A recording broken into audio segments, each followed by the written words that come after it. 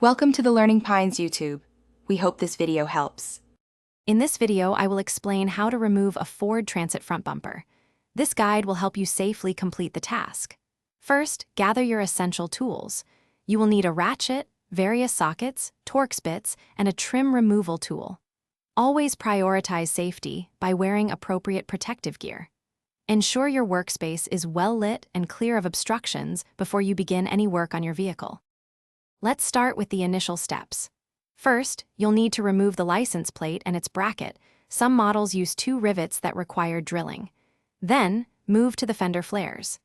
These are typically held by 2 Torx screws and several clips, so gently pry them off.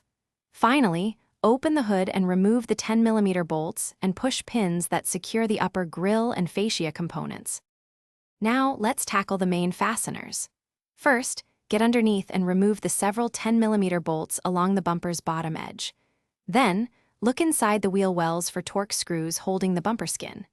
Crucially, disconnect all electrical connectors for any lights or sensors, often found near the windshield washer reservoir.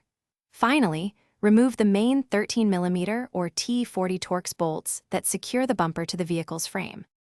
With all fasteners and electrical connections removed, you can now carefully pull the bumper assembly away. Be mindful of any remaining hidden clips or tabs. Take a moment to inspect all removed components for any damage, replacing worn clips or fasteners as needed. Reinstallation is simply the reverse of these steps. Ensure all bolts are tightened to specification and all electrical connections are securely reattached for proper function. Thanks for watching. Consider subscribing if we helped you.